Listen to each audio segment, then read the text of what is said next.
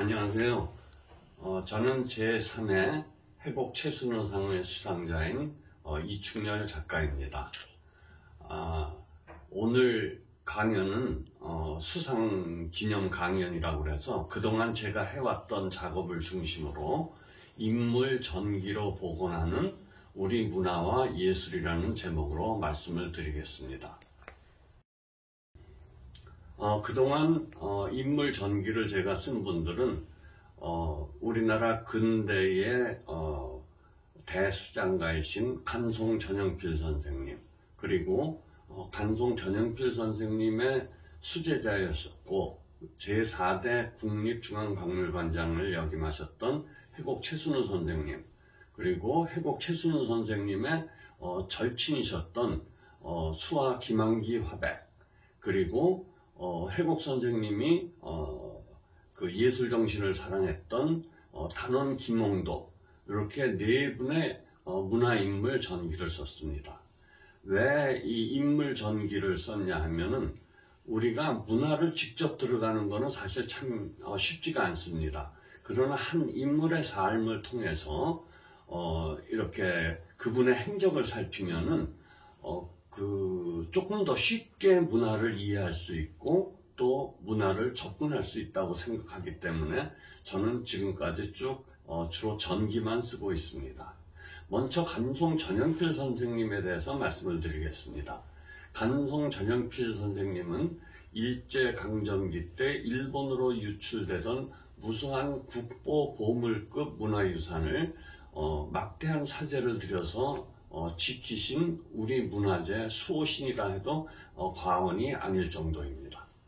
그래서 현재 그 당시에 지었던 간송미술관이 아직도 보존되어 있고, 또 거기서 오랫동안 1년에 2번씩 정기 전시를 했고, 그 다음에는 이제 대중들의 관심이 많아지셔서 동대문 디자인 플라자인 DDP에서 몇 년 동안 상설 전시를 하다가 지금은 이제 보수공사에 돌입을 했습니다.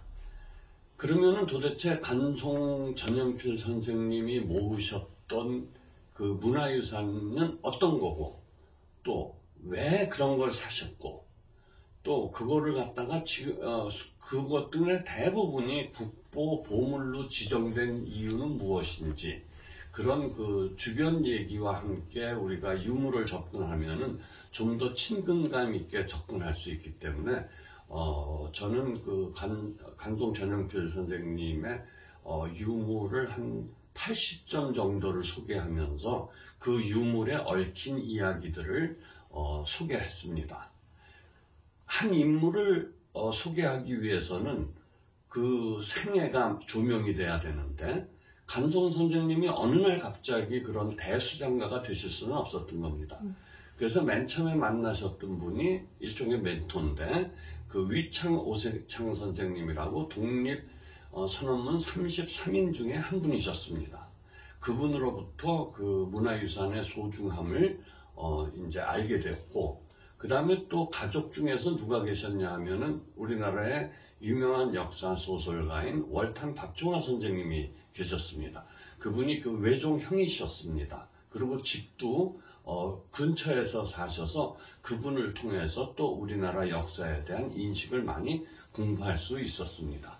그리고 그 외에도 간송 선생님 주변에는 충곡 고이동 선생님이라든가, 또 한국화가 청전 이상범 선생이라든가, 심산 노수연 선생님, 이런 분들이 계시고, 또 중간에 또 이 물건을 구입해 주는데 도움을 주시는 한국분 이순왕 선생이라는 분도 계셨고, 또 일본 분도 계셨습니다. 일본 분이 계셨던 거는 당시 청자의 가격이 너무 비싸서 한국 사람들은 청자 거래하는 거간이 없었습니다. 그래서 그중 양심적인 그 신보씨를 거간으로 소개받아서 많은 이제 문화유산을 구입하게 됐는데, 당시에는 조선 총독부에서 일본이나 한국에서 우리나라 청자, 백자, 불상 이런 거를 막 마음대로 팔면서 일본으로 갖고 가라고 신문에 선전을 할 때입니다. 그때 이제 간성 선생님이 혜성과 같이 나타나셔서 일본으로 유출되는 그 문화유산들 중에서 이건 꼭 우리나라에 남아면 좋겠다 하는 것들을 구입을 하셨습니다. 맨 처음에 구입한 게 우리나라 지금 국보 68호로 지정된 청자상감 운항문 매병입니다. 여기에는 69마리의 학이 아름답게 이 상감으로 처리가 되어 있는데 그 곡선미와 예술미가 우리나라 현존하는 청자 중에서는 최고의 작품으로 일컫고 있습니다. 그래서 해곡 최순우 선생님이 한국미술 2000년 전, 한국미술 5000년 전을 유럽과 미국에서 할 적에 꼭 갖고 나가서 외국인들에게 보여줬던 그런 고려 청자의 대표 주자고, 아틀란타 올림픽 때는 각 나라에서 한 점씩의 유물만 출품하라고 그랬을 적에 우리나라 대표로 출품되었던 그런 작품입니다.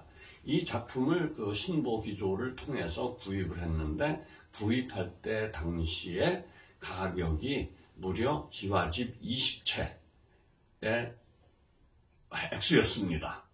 그러면서 이 골동계의 혜성과 같이 등장을 하셔갖고, 그 다음에 백자 중에서도 그 이렇게 거기에 들국화와 난초와 벌들이 이렇게 날아다니는 그런 무늬가 새겨진 백자는 거의 드문데, 그거를 일본의 그 재벌하고 같이 경합을 해서 기와집 16채 반값에 해서 우리나라에 남게 하셨고, 이 두 점이 우리나라 둘 다 국보로 현재 지정이 되어 있습니다. 간송 선생님은 청자, 백자 이런 뿐 아니라 그림도 많이 모으셨습니다. 특히 그 해원 신윤복, 또 단원 김홍도, 그리고 가장 많이 모았던 거는 겸재 정선의 그림입니다. 해원 신윤복의 그림 미인도는 현재 보물로 지정이 되어 있는데, 그 미소가 상당히 오묘하다고 그래서 동양의 모나리자로 불리는 그런 작품입니다. 그리고 이 미인도에 써 있는 왼쪽에 글씨를 통해서 신윤복의 본명이 신가원이구나 하는 것을 알게 된 결정적 단서를 제공하게 되었습니다. 그뿐 아니라 신윤복 가족사가 그려져 있는 아버지 일제 신한평의 그림도 해서 그 가족이 고령신씨로부터 가족사가 고령신씨라는 것도 알게 되었고, 그 다음에 해원 신윤복의 그 조선 말기의 그 풍속화첩, 그거 30점이 들어있는 거는 거의 사진으로 찍은 조선 후기 풍속집이다 라고 말해도 과언이 아닐 정도로 생생하게 묘사가 되어 있어서 그거는 국보 135호로 지정이 되어 있습니다.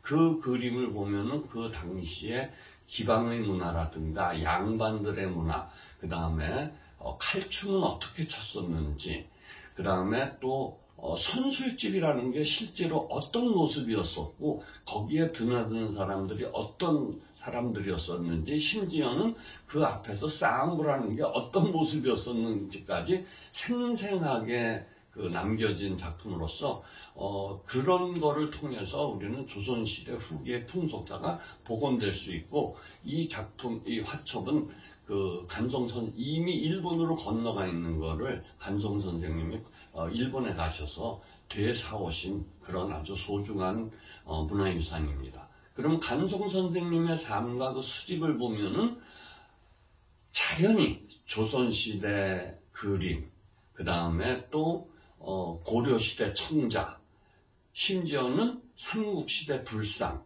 고려 석탑, 이렇게 워낙 다양했었기 때문에 그런 거를 같이 우리가 공부를 하게 되고, 그러면서 간송 선생님이 모으셨던 유물에 어떤 가치가 있는지를 알게 되고, 그래서 책이 나온 후에 많은 사람들이 이 간송미술관에 와서 3시간, 4시간씩 줄을 서니까는 도저히 여기 일제강점기 때 지은 건물에서 감당을 할 수가 없어서 동대문 플라자로 나가는 정도로까지 하는 게 전기의 힘이 아닌가, 이렇게 저는 생각을 합니다. 그럼 간송 선생님의 가장 큰 업적은 무엇이었을까? 뭐 다 훌륭한 업적이지만 그 중에 최고를 꼽으라면은 훈민정음 해례본입니다. 그거를 갖다가 현재 유일본, 또 어떤 분이 뭐 배아무개라는 분이 하나 갖고 있다고 그러는데 그게 불에 얼마나 탔는지 뭐가 됐는지 현재 확인된 바는 없지만은 현재로서는 유일본인데 그거를 갖다가 그 기와집 10채 값을 주고 구입을 하셔서 해방전까지 잘 간직하고 계시다가 해방이 된 후에 여기 간송미술관에서 조선어학계 분들, 말모의 사진 만들었던 분이죠. 그분들을 갖다 불러 모아서 여기에 훈민정음 해례본이 있습니다. 이거를 여러분들이 많이 보시고 우리 한글의 우수성을 알려주십시오 하고 그거를 갖다가 한 페이지 한 페이지 해체해서 영인본으로 만들어 주셨다는 그런 전설적인 이야기가 남아 있습니다. 그래서 간송 선생님은 재산을 아끼지 않고 모은 게 무려 5,000점. 그 중에는 서화, 그러니까 글씨도 많이 있습니다. 추사 김정희의 글씨도 있고 뭐 굉장히 많습니다. 그래서 그런 것들을 갖다가 여기 간송미술관에서 모아서 전시를 해서 간송미술관 들어가면은 왼쪽 위에 보이는 데다 뭐라고 썼냐면 위창 오세창 선생님이 보화각이라고 이름을 지어주셨습니다. 그 보화각이라는 것은 세상에 가장 보배가 되는 보물들이 모여있는 집이다. 그래서 그러나 지금은 이 보수공사 때문에 한 내년까지는 좀 보기가 힘들겠지만은 그 다음에 완공이 되면은 아주 좋은 장소로서 또 우리가 문화유산을 접할 수 있는 장소가 되리라고 생각됩니다. 제가 두 번째로 쓴 인물 전기는 해곡 최순우 선생님의 전기입니다. 해곡 최순우 한국미의 순례자라는 제목입니다. 그러면 간송 선생님을 썼다가 그 다음에 이제 해곡 선생님을 간 이유가 있습니다. 얼마 전에 그 작년인가 미국의 그 전기 작가인 월터 아이잭슨이 맨 처음은 아니지만은 그 전에 그 스티브 잡스 책을 전기를 썼습니다. 그러고 나서 그 다음에 쓴 게 누구냐면 레오나르도 다빈치입니다. 그 이유는 스티브 잡스가 자기가 가장 영향을 받은 문화예술가가 레오나르도 다빈치다. 그래서 레오나르도 다빈치의 그 창의성이라는 게 무엇인가 그걸 밝히기 위해서 이 IT의 거성에서 그 다음에는 15세기에 그 레오나르도 다빈치로 갔던 겁니다.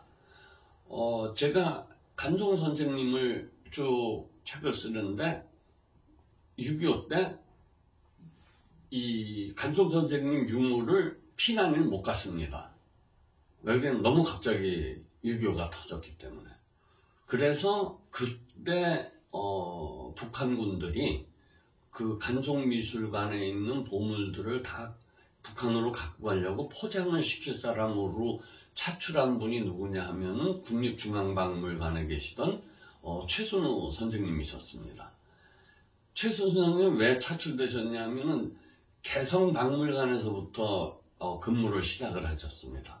근데 개성이 그 당시에는 남한이었었어요. 근데 그 송악산을 경계로 송악산 북쪽은 북한, 그 남쪽은 남한이었습니다. 그래서 북한군들이 북한면을 막 대포 쓰고 막 이제 쳐들어오는 연습을 하던 곳이 개성입니다. 그래서 최순우 선생님이 그때 개성에 있던 개성박물관에 있던 국보보물급 그 청자들을 이렇게 포장을 해갖고 서울 국립중앙박물관으로 갖고 계셨던 분입니다. 그러니까 국립중앙박물관 서울에 들어와 갖고 인민군들이 알아보니까는 최순우라는 양반이 포장 잘한다고 그러더라. 그래서 최순우 선생님을 차출하셨습니다.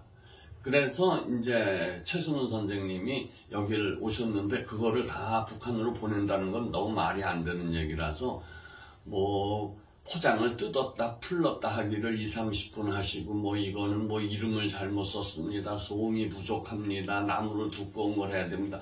이렇게 하면서 3달을 우여곡절 끝에 지키는 바람에 간송미술관에 있는 소장품이 북한으로 넘어가지 않고 우리나라에 남게 됐던 겁니다. 그래서 간송 선생님이 최순우 선생님한테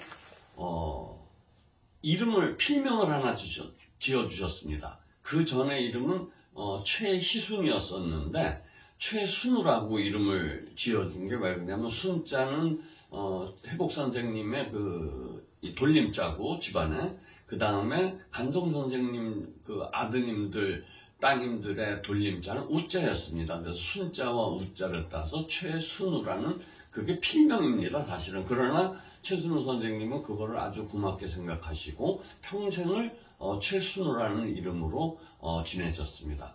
그리고 또 간송 선생님은 해곡, 그 호를 지어주신 분도 또 간송 선생님이십니다.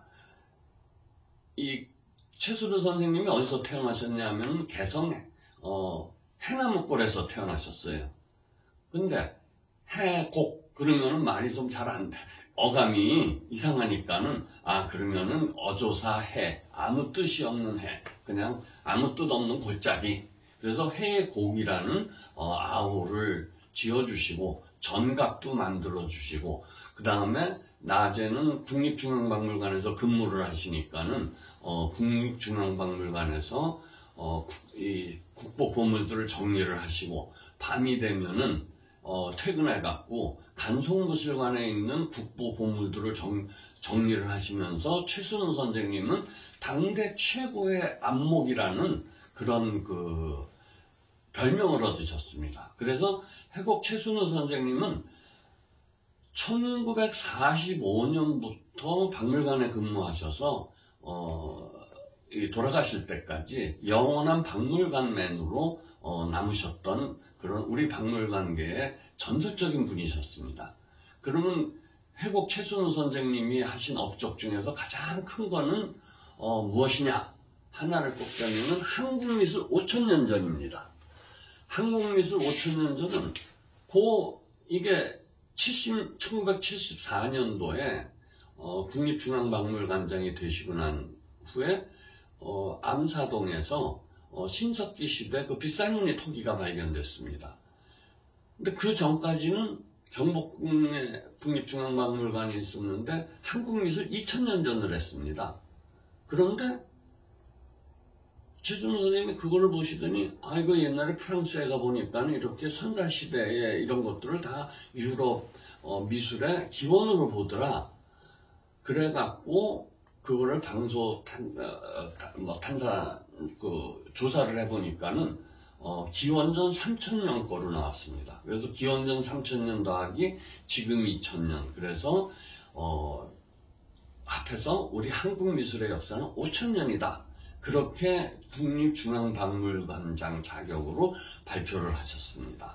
그래서 현재 국립중앙박물관에선 가장 빛나는 전시를 꼽는 게 최순우 선생님이 이름 짓고 기획하신 한국미술 5000년 전입니다. 최순우 선생님이 그렇게 되시기까지에는 하루 이틀에 그런 안목이 생기고 또 그런 식견이 생기신 게 아닙니다. 최순우 선생님은 개성 시절에부터 해방 전에 우리나라 그 미술사가 1세대라고 말씀드릴 수 있는 고유섭 개성박물관 관장님과 함께 개성에 있는 고려 청자 파편이라든가 또 절터, 탑 이런 거를 무수히 답사를 다녔던 분입니다. 그러고 나서 해방되기 1년 전에 고유섭 선생님이 세상을 떠나시면서 남긴 유언이 청자 도요지, 그러니까 가마터를 발견해야 우리나라 청자가 어떻게 만들어졌는지를 아니까는 이 개성은 지금 이게 거기가 화강암지대라서 물이 잘 빨려갖고 이게 흔적이 잘 찾기가 힘드니까는 이제 나중에 남한에 가서 한번 찾아봐라 그런 유언을 남기셔갖고 이제 그때부터 우리나라 청자 가마터 찾아 산만리를 하셨던 분이시기도 합니다. 그런데 해방 이후에 이제 6.25가 되면서 되기 전에 서울에서 이제 학교에서 미술사를 가르쳐야 되는데 우리나라 미술을 아는 분들이, 고미술을 아는 분들이 없었습니다. 거의. 월북하신 김용준 선생 정도가 아셨고, 특히 도자기 이런 거는 아시는 분이 최순우 선생님밖에 없으셨었어요. 그래서 최순우 선생님이 1947년에 서울신문에 발표한 도자기에 관한 글이, 그 선생님이 600편 정도의 글을 쓰셨는데, 최순우 선생님이 그것이 우리나라 최초의 문화유산에 대한 글이라고 말씀드릴 수가 있습니다. 그래서 그때부터 어떤 일을 하셨냐면은 서울에 있는 중고등학교 선생님들을, 미술 선생님을 국립중앙박물관에 모아다 놓고서는 강의를 해주셨습니다. 우리 도자기의 역사, 백자, 청자 이런 거를 이제 최순우 선생님이 하시고, 다른 분들은 주로 역사에 대한 거를 강의해 주시고, 그래서 그때부터 도자기와 미술사에서는 최순우 선생님이 독보적인 그런 존재로 자리를 잡으셨습니다. 그래서 그 여러 가지 사진들이 있는데 보면은 다 기라성 같은 분들하고 함께 사진을 찍으셨는데, 최순우 선생님이 이제 간송 소장품을 잘 지키시고, 그 다음에 이제 우리가 구입한 서울 수복이 됐어요. 그러니까는 그때 미군정에서 뭐랬냐면, 언제 또 다시 저기서 우리가 전선이 밀릴지 모르니까 국립중앙박물관 거를 포장해서 부산으로 피난을 시켜야 된다. 그래서 이제 그때 쭉 피난을 포장을 하셔서 기차 한 7, 8량의 칸에다가 이제 다 실어 보냈는데, 그게 다 싣고 가지를 못했습니다. 그러고 나서 이제 내려갔다가 부산에서 다시 전세가 역전이 돼서 서울로 잠깐 탈환을 했을 적에 김재원 일대 박물관장님이 최순우 선생한테, 포장 전문이니까는 가서 거기 옛날에 중앙아시아 유물이 있는데 그게 세계적 유물이다. 그러니까 그걸 좀 포장해서 갖고 내려와라. 그래서 혈혈 단신으로 서울을 올라오십니다. 돈 얼마 주셨대요. 그래서 올라와 갖고 보니까는 일부는 파괴가 됐지만은 대부분은 무사해 갖고 이제 그거를 갖다 수리하시던 분하고 두 분이서 포장을 하시는데, 그때 그 삼청동에 있던 집을 갔더니 바둑이가 그때까지 아직까지 살아있더라. 그래서 바둑이 숲에 쓰신 게 바로 그때의 이제 이야기입니다. 그래서 이제 그거를 거의 다 잘 포장을 해갖고 다시 부산으로 갖고 내려가셔서 현재 그 국립중앙박물관의 중앙아시아 유물은 최순우 선생님이 다 포장해서 구해오신 그런 유물입니다. 자, 이때 또 우리나라에는 애국자분들이 많으십니다. 그래서 영주에 사는 어떤 분이 막 부산에 있는 국립중앙박물관으로 오셔가지고서는 뭐라고 그랬냐 하면은, 영주 부석사가 지붕이 무너져 갖고 비가 샌다. 그래가지고서는 그 밑에 있는 보물들이 지금 다 손상될지도 모르니까 빨리 와서 이걸 어떻게 해결하라고. 그래서 최순우 선생님이 또 어떤 분 한 분하고 해서 두 분이서 이제 영주 부석산을 가니까는, 그때가 부석사를 처음 가셨을 때가 1952년입니다. 그러니까 그때 공비들이 막 이제 후퇴할 때라서 무량수전 베를린 기둥에 서서 그거 옛날 글을 보면 53년도에 쓰신 걸 보면 아직도 산에서는 포송이 들린다는 표현이 나옵니다. 거기를 가셨어요. 그랬더니 또 동백분들이 애국자가 많으셔서 이미 기와를 다 수리를 하셨더래요. 그래서 다행이구나 하고 무량수전 베를린 기둥에 서서 탁 바라보니까 소백산에 이렇게 탁 아름다운 풍경이 바로 이게 한국의 아름다움의 근원이구나 하면서 무량수전 베를린 기둥에 서서라는 그런 명수필을 탄생하게 되었던 겁니다. 그래서 이제 서울로 올라오셨어요. 전쟁이 휴전이 돼갖고. 그때부터 박물관에는 그 당시에 한 7, 8분밖에 안 계셨어요. 그러니까 어디서 발굴하면은 최순우 선생님이 가셔서 발굴하는 거 보시고, 또 그러면서 이건 너무 우리나라 사람들이 그때 우리나라 문화에 대해서 관심이 잘 없을 때입니다. 뭐 팝송이 더 유행을 할 때고 그러기 때문에 그러면서 동아일보에다 어떤 글을 쓰셨냐 하면은 간송미술관을 다니시면서 보니까 겸재 그림이 굉장히 많았거든요. 근데 그게 옛날에 중국 그림과는 다르다. 그래서 겸재 예술의 독창성이라는 글을 갖다가 최초로 발표하신 분이 바로 최순우 선생님이십니다. 그리고 끊임없이 신문지상에다가 글을 발표하셨습니다. 답사 다니는 글도 발표하시고 이 그림이 어떠니까 아까 해원 풍속화죠. 이게 어떤 의미가 있는 그림이고 이런 것들을 갖다가 대중화를 시키겠다고 끊임없이 글을 발표하시고 그 다음에는 또 유럽과 미국을 다니면서 한국미술 5,000년 전, 뭐 한국 국보전 이런 거를 하시면서 그걸 갖다가 거의 주관하다시피 그렇게 하시고 이 국립중앙박물관의 미술과장을 오래 하셨습니다. 그래서 최순우 선생님이 전시를 기획했던 거는 다 우리나라 최초입니다. 쉽게 얘기하면은 완당 지금 세안도 그때 세안도 그림을 처음으로 국립중앙박물관에서 전시하게 했던 분이 바로 최순우 선생님이고 그거는 도록이 남아 있습니다. 그리고 그 다음에 백자 전시회, 그 다음에 초상화 전시회.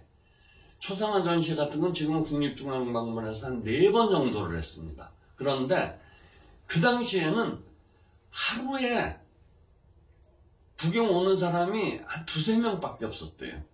그래서 이거를 신문기자들한테 제발 소개 좀 해달라고 신문에 이렇게 좀 사진도 찍게 하고 그랬는데 사람이 너무 없어갖고 최순우 선생님이 가서 연출을 하면서 사진을 찍어주실 정도로 사람이 없었습니다. 그래갖고 최순우 선생님이 한 번은 신문에다 하소연을 합니다. 열심히 준비를 했는데 너무 안 오십니다. 그러니까는 좀 와서 우리 문화 유산을 전시하는 걸 좀 봐주십시오. 그 정도로 척박한 시대였었고 최순우 선생님은 아까 말씀했던 대로 드디어 전남 강진에서 청자 가마터를 발굴하십니다. 이게 당시에는 획기적인 일이라서 신문에 대서특필이 됐었습니다. 근데 이거를 갖다가 발견할 적에 정양모 제 6대 관장님하고 같이 가셨었는데 두 분이서 간첩으로 오인받아서 경찰서에 끌려가셨다가 발견한 곳이 바로 이곳입니다.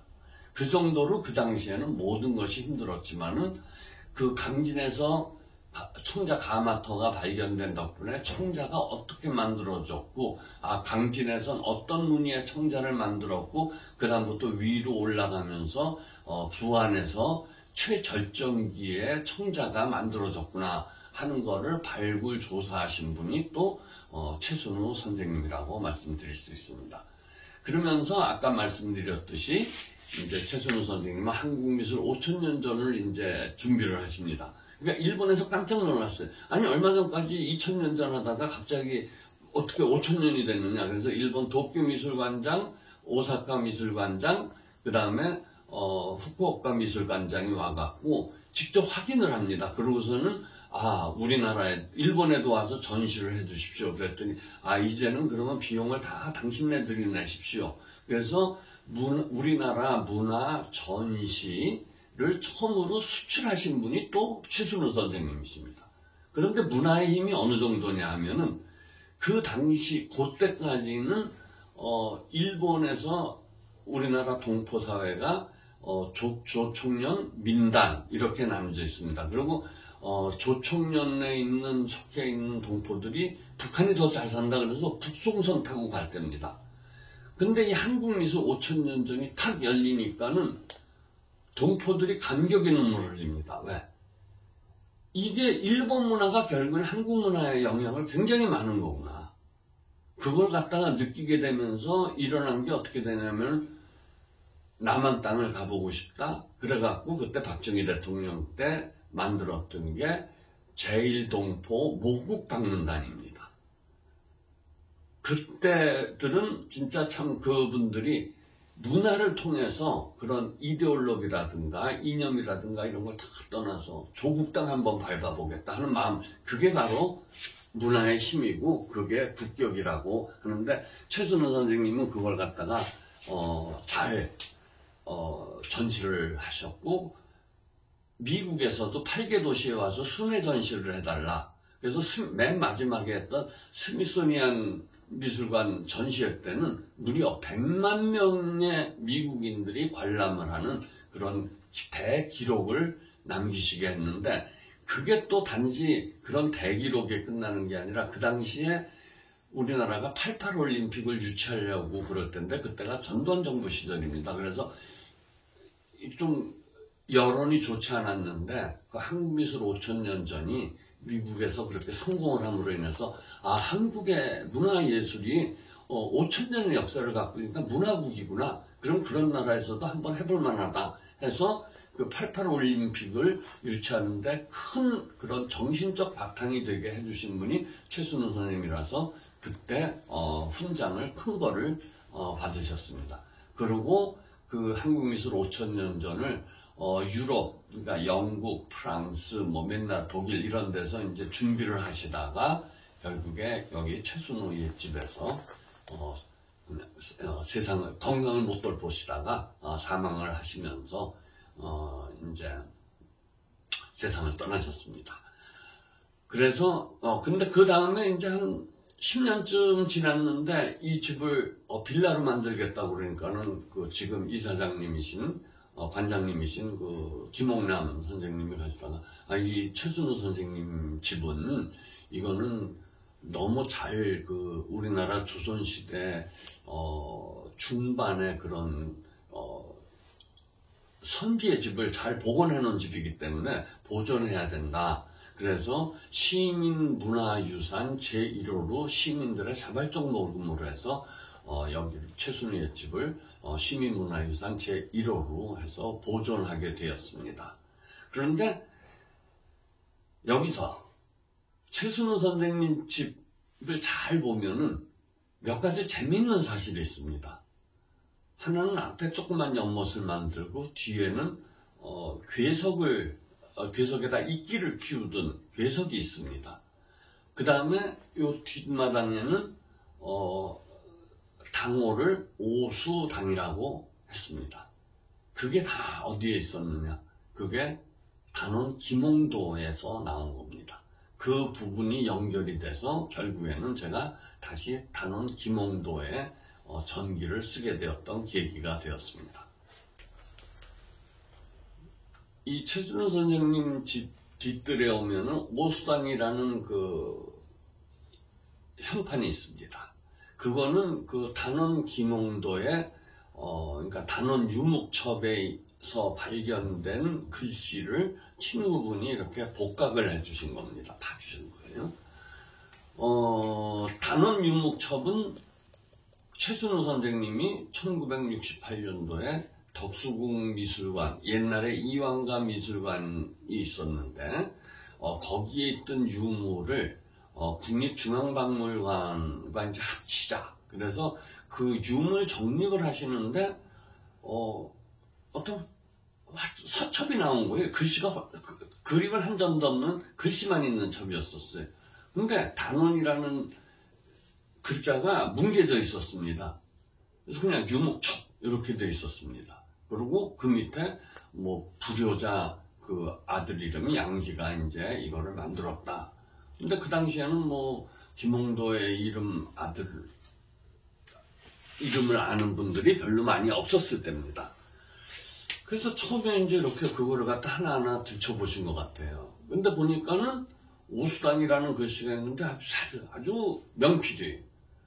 이게 누군가 하고 이렇게 계속 넘어가다 보니까는 거기에 단원이라는 이름이 나오고, 놀랍게도 내가 60살 되던 해에 이 글을 쓰다 라는 게 나왔습니다. 그 전까지는 단원 김홍도가 몇 년도 출생인지를 몰랐었습니다. 그래서 그 월북하신 근원 김영중 선생님하고 고유섭 선생님하고 오랫동안 논쟁을 벌이기까지 했었던데, 60년 되던 해에 이 글을 쓴다 하는 게 나옴으로써 이제 단원의 출생연도가 밝혀지고 아들에게 보낸 편지까지 있었습니다. 그 아들에게 보낸 편지는 참 내가 지금 병들어서 시골에 있는데 너 서당 선생님한테 보낼 월사금이 없어서 참 미안하기 짝이 없다. 그러니까는 그냥 어떻게 넘겨봐라. 이런 그 눈물의 편지까지 그게 있어서 그 당시에 그 박물관에서 나오는 잡지에다가 단원이 몇 년도 출생이다, 어떤 행적이 있었다 하는 거를 남기는 논문을 발표하셨습니다. 그러면서 그 당시에 지금은 그 그림이 지금 어디에 있는지 모르는데 단원이 이거 내 집을 그린 그림이다 하고 쓴 단원도라는 그림이 있었습니다. 그 당시에 그것이 그 최순우 선생님이 편집하신 큰 그림책에 들어가 있는 그림이에요. 거기에 이렇게 단원도에 보면은 집 앞에 조그만 우물이 하나 있고 또 그 옆에는 이끼가 있는 그런 바위가 하나 있습니다. 그래서 최순우 선생님이 궁정동에 사시다가 여기로 오셔서 이 집 앞에다가 그런 우물도 만드시고 또 오수당을 그 복각해서 여기다 거시고 그 다음에 심지어는 이 이끼 바위 그것까지 비슷한 거를 갖다가 괴석을 구하셔갖고 거기서 이렇게 이끼를 키우시면서 매일 아침 물을 주셨다고 그게 옛날 사람들의 풍습입니다. 그런데 또 하나 최순우 선생님 사진을 찾아보면 재밌는 사진이 있습니다. 이 앞마당에 보면 파초를 키우셨어요. 왜 파초를 키우셨을까? 저는 맨 처음에 잘 몰랐는데 단원 김홍도하고 연결되니까는 단원 김홍도가 파초를 굉장히 사랑해서 파초 그림이 많습니다. 그래서 파초 위에서 생황을 두는 그림도 있고 파초 위에다가 글씨를 쓰려고 붓과 벼루를 넣은 그림도 있었습니다. 그래서 최순우 선생님이 그 김홍도의 풍모 그 다음에 그 예술을 흠모하셨구나. 그래서 이제 단원 김홍도라는 인물에 대해서 저도 이제 다시 알아가기 전기를 한번 써보려고 그랬는데 의외로 단원 김홍도에 대해서는 잘못 알려져 있던 부분들이 상당히 많았었습니다. 왜냐하면 그 단원 김홍도는 중인 화원이었습니다. 화원은 그 당시에 표현이 심지어 화공이라고까지 하는 표현이 나옵니다. 그런데 영조와 정조의 총애를 받아서 뭐 승승장구하고 벼슬 그래서 참 이상해요. 그리고 출생지도 잘 안 밝혀졌고 그래서 전기를 이렇게 그 생을 이렇게 복원하다 보면은 출생지도 당연히 나오고 행적도 나오고 그러면 그림의 연원이 나옵니다. 쉽게 얘기하면은 김홍도 그림 중에서 어살 그림이 있습니다. 물이 바닷가에서 물이 빠지면 거기에 고개가 되는. 자, 그럼 그 그림은 어떻게 그렸을까? 안산 앞바다가 그 어살 어장이었습니다. 그럼 안산에 살았다는 기록은 강세왕의 기록을 통해서 나오는데 그러면 안산에서 태어났을까? 옛날 사람들은 자기 출생지를 자기 벼로로 만든 분들이 많았습니다. 그러니까는 예를 들면 율곡이 선생, 율곡 선생님이 밤나무골에서 태어났습니다. 밤나무를 깨웠더니 율곡입니다. 해곡, 해나부골에서 태어나셨습니다. 그래서 해곡입니다. 그러면은 그 단원의 맨 처음에 호가 서호입니다. 자, 서호가 어디냐? 그걸 갖고 그동안 미술사학자분들은 대부분이 한강을 서강이 있는데 거기를 서호라고 불렀다. 또 어떤 분은 중국에 서호가 있는데 그 단원 김홍도가 그 중국의 그림을 흠모해서 서호라고 쳤다. 그런 얘기들이 있었는데 안산에 가면은 그 안산 앞바다를 서호라고 불렀어요. 그럼 그 증거 있느냐? 성호이익 선생이 그 안산 앞바다에 사셨었는데 그거를 갖다가 서호라고 안산 앞바다를 서호라고 불렀다 하는 게 성호이익 전집에 나옵니다. 그래서 서호라는 호가 안산이고 그 다음에 그 다음 호 단원은 또 뭐냐? 이게 중국의 이유방의 호가 단원이라서 단원으로 했을 거다. 역시 단원은 중국을 흠모했다. 이때까지 이랬었는데 평안 강세왕의 그 친구들의 문집에 보면은 평안 강세왕과 함께 그 안산 그 뒷동산에 가서 논 곳이 바로 박달나무 10그루가 있어서 우리가 단원이라고 이름을 불렀다 하는 기록이 나옵니다. 단원도 안산에 있는 겁니다. 그 다음에 단구. 이거는 또 뭐 어디냐, 그 전에 그 충청도에 내려갔을 적에 제천이 있고 뭐 이런데 단양이 있고 그러니까 거기는 단구가 많으니까 그래서 단구라고 그랬나 보다. 그랬는데 그것도 아니에요.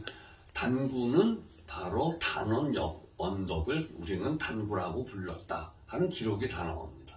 그래서 단원 김홍도는 안산 출생이고 안산에서 자랐기 때문에 어살과 같은 그림도 그릴 수 있었고, 또 풍속화 중에서 이 어머니들이 이렇게 광주리에다가 생선 이구선은 노량진으로 가는 그런 그림이 있는데, 그것도 바로 거기에 여인들이 노량진까지 80리 길을 왔다 갔다 하면서 생선 팔던 그런 그림이다. 이제 그렇게 해서 단원은 이제 출생지를 알게 되고, 그러면서 단원, 단구 이런 호의 연원이 무엇인지도 제대로 알게 되는 겁니다. 그러면 단원 풍속화에 보면은 대단히 잘 흔히 볼 수 없는 그림들이 많습니다. 예를 들어서 말 발굽, 징 박는 그림 같은 게 있습니다. 서울 시내에서는 그때 거의 그런 데가 없었습니다. 왜 그러냐면은 그게 뚝섬에 말 방목, 살고지 목장이 있었습니다. 근데 단원은 뚝섬에 근처에 가서 근무한 적이 없었습니다. 그럼 도대체 그게 어떻게 됐어요? 이때까지 밝혀지지 않았던 게 어디서 나오냐면 승정원 일기에 보면 울산 목장에 가서 근무를 합니다. 그렇기 때문에 거기에서 말 발굽, 또 울산 앞바다 방어포 그런 데서 이 고기잡이 하는 모습, 그런 것들을 다 그렸다. 그러니까 그 산을 따라가면은 그림이 자연히 이해가 됩니다. 그러면은 임금의 총애를 받아서 금강산 그림을 그리게 했다. 근데 그것도 아니에요. 총애를 받아서 간 게 아닙니다. 기록에 보면은 화공 김홍도에게 명하여 그 동해안 쪽에 이 우리나라 군사적 요소를 그림을 그려오게 하라. 그래서 금강산 일대랑 동해안 일대를 간 거지, 무슨 임금이 너 휴가 보내줬다 이런 거는 말이 안 되는 얘기라는 게, 그런 기록을 전기를 복원을 하다가 하면은 그런 것들이 자연스럽게 밝혀집니다. 그러면 과연 김홍도가 대마도나 일본을 갔었느냐? 그것도 일본에 누가 일본에 와서 일본 사람으로 변장을 해가지고서는 그림을 그렸다. 그때는 이미 연풍 현감을 할 때라서 날짜별로 그거는 기록이 승정원의 일기에 기록이 남아 있습니다. 그러면 그 전에들은 왜 그런 기록들을 잘 몰랐느냐? 승정원 일기가 전산화가 안 됐었을 때였습니다. 그래서 그 어마어마한 양을 도저히 볼 수가 없었어요, 미술사학자들이. 그런데 요새는 다행히 전산화가 돼서 저 같은 미술사의 문외한도 그거를 좀 잘 찾아보면은 이제 나옵니다. 아직까지 번역은 안 돼 있지만 중요한 한문을 이렇게 몇 가지 하면은 해석이 가능하게 되고, 그 다음에 빨래터 그림은 어떻게 된 거냐? 김홍도가 근무지가 승정원 일기에 보면 근무지가 바로 그 근처에 있었습니다. 그래서 삼청동 빨래터 그림, 운물터 그림 이런 거를 다 그릴 수가 있었고, 또 김홍도가 병이 자꾸 해소병이 있다고 그랬어요. 그거는 저기 동빙고에 그 빙고지기 그걸로 가 있었기 때문에 그랬는데, 총애를 받지 않았다는 결정적인 증거는 뭐냐 하면은 그 벼슬들이 다 월급 없이 열정봉사하는 직책이었습니다. 당시 중인들은 그런 대접을 받았습니다. 그래서 역설적으로 그림을 그려서 팔아서 생활을 했기 때문에 그렇게 많은 그림이 남아있을 수 있었고, 이제 말년에 가면은 자신이 평생에 좀 그리고 싶었던 그림을 그 소금장수 김한태의 집에 가면서 생활이 조금 편해졌습니다. 나라에 있을 적엔 편하지 못했습니다. 근데 소금장수가 이제 그 파트론이 돼갖고 후원을 해줄 적에 그때 좋은 그림들, 마상 청행도라든가 그게 다 그때 나온 그림입니다. 그래서 그 한 사람의 일생을 복원한다는 거, 한 예술가의 일생을 복원한다는 거, 문화재 수집가의 일생을 복원한다는 거, 그런 거는 꼭 그 사람의 예술 작품을 이해하는 들어가는 길목이라고 할 수가 있기 때문에 외국에서는 그 전기의 중요성을 인정을 하고, 예를 들어는 몇 년 전에 가장 최고로 전 세계에서 유행했던 영화가 뭐였었냐면 반 고흐의 일생이었습니다. 그걸 그림과 함께 보여주는 거. 그래서 우리나라도 이제 김홍도라든가 또 간송 전영필 선생이라든가 이런 분들의 일생을 다룬 그 전기 영화가 나온다면은 조금 우리 문화에 질이 하나 더 올라갈 국민들의 눈높이가 올라갈 수 있지 않을까, 그런 기대를 해보고, 또 예를 들면은 최순우 선생님하고 연결시킬 수 있는 분이 누구냐 하면은 바로 수화 김한기 화백입니다. 요즘 그 그림값이 참 비싸다고 보통 그러시는데, 수화 김한기 선생님과 그 최순우 선생님은 이 국립박물관에 있을 적에 친해졌어요. 그게 왜 친해졌냐면 김한기 화백님이 그 다랑아리를 많이 갖고 계셨습니다. 그래서 전시회할 적에 출품도 하시고 그러셨는데, 성북동으로 그렇게 수연산방에 사실 적에 그러니까 노지산방이 됐죠. 나중에는 김한기 화백이 성북동으로 이사를 오라고 그러셨는데, 그때는 사모님이 성북동으로 이사를 못 가게 했었대요. 왜 그러냐면 여기 그때 성북천이 있었습니다. 술 먹고다가 빠지면 안 된다고 이사를 못 하겠다. 이제 나중에 오셨습니다. 그래서 두 분이서 요 뒤에 있는 그 다랑아리 얹어놓는 자리가 있었어요. 그런 거를 갖다가 다른 집에서도 그렇게 만들어 놓고, 이게 그때 백자대호라고 부르던 시절인데, 야, 이게 다랑아리다. 그러면은 최순우 선생님이 그러시면은 김한기 화백은 달이 둥둥 뜬다 그러면서 다랑아리 그림과 달이 있는 그림, 그런 거를 갖다가 김한기 화백이 많이 그리셨어요. 그래서 최순우 선생님 책을 쓴 다음에 썼던 전기가 수화 김한기 화백이 어떻게 해서 맨 처음에 다랑아리 그림으로 시작을 했다가 달에서 우주로 가갖고 그 점화로 이렇게 나오는가. 그래서 지금 얼마 전에 우리나라 최고가로 팔렸다는 그림 우주, 그 제목이 우주입니다. 그래서 달이 우주가 될 겁니다. 그것도 밝혔고, 그래서 저는 그동안 맨 처음에는 우리나라 외국 화가들이 우리나라의 근대를 그렸던 그 판화들이 있었습니다. 그래서 그림으로 보는 우리나라 근대의 풍경이라든가 이런 책들을 통해서 어떻게 하면은 독자들이 우리나라 문화예술과 가까워질 수 있을까, 그런 것에 나름 노력을 했는데, 이번에 이렇게 뜻하지 않게 미술사학자도 아닌 제가 그 예술가들과 문화인들의 삶을 쓴 전기를 그래도 꾸준하게 썼다고 그래서 이렇게 참 과분한 상을 받게 돼서 감사드리며 앞으로 더욱 전기 작업에 열심히 노력을 하도록 하겠습니다. 고맙습니다.